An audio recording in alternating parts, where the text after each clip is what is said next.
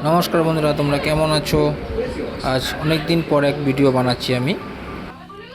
আমি বানাবো আজকে রুই মাছ একটু নতুনভাবে। কাজু, পোস্ত এবং পেঁয়াজ ব্রেস্তা দিয়ে আমি রুই মাছের গ্রেভিটা বানাবো। বন্ধুরা, তাহলে রান্না শুরু করা যাক। প্রথমেই আমি ব্রেস্তা বানিয়ে নেব। আমি মাঝারি সাইজের একটা কড়াই নিয়ে নিলাম, এর মধ্যে তেল দিয়ে দিয়েছি।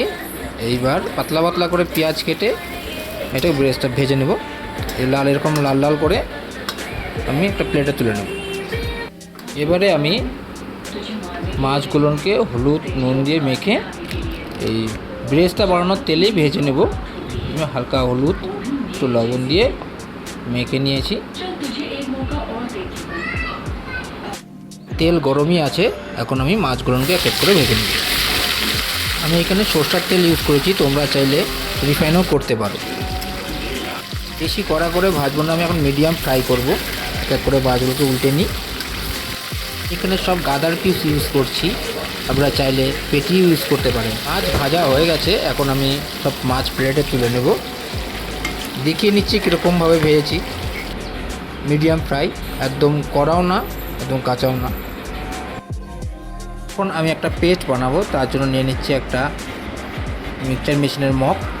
এর মধ্যে দিয়ে দেবো ভেজে রাখা ব্রেস্তা, তারপর কাজু, কিশমিশ, পোস্ত, দুটো কাঁচা লঙ্কা দেবো।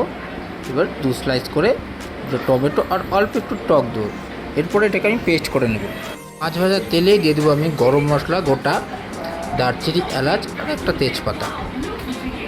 এবারে তেল গরম হয়ে গেছে, এবারে আমি দিয়ে দেবো আদা রসুন 1 চামচ।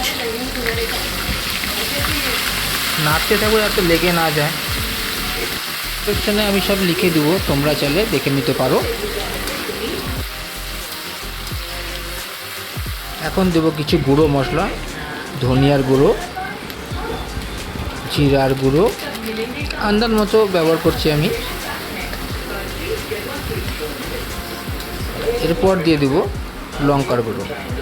এখানে কালার হওয়ার জন্য লঙ্কার গুঁড়োটা আমি ইউজ করছি, এটাতে ঝাল অতটা হবে না। লাস্টে দিয়ে দেবো হলুদের গুঁড়ো। কন্টিনিউ নাড়াতে থাকবো যাতে লেগে না যায় নিচে। গ্রেভি বানানোর জন্য যে পেস্টটি আমি বানিয়েছিলাম সেটি এখন এর মধ্যে ঢেলে দেবো, নাড়াতে থাকবো। মশলাটা ধুয়ে এর মধ্যে একটু জল দিয়ে দেবো। কন্টিনিউ নাড়াবো যাতে না লাগে। যতক্ষণ না এখন গ্রেভির থেকে তেল ছাড়ছে ততক্ষণ আমি এটাকে নাড়াতে থাকবো। আন্দাজ মতো নুন ইউজ করছি।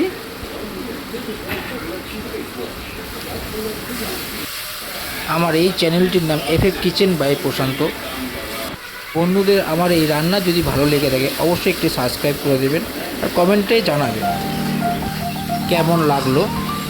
কিন্তু গ্রেভি আমাদের হয়ে এসেছে, তেল ছেড়ে দিয়েছে প্রায়। এখন আমি এক এক করে মাছগুলোকে এখানে ছেড়ে দেব।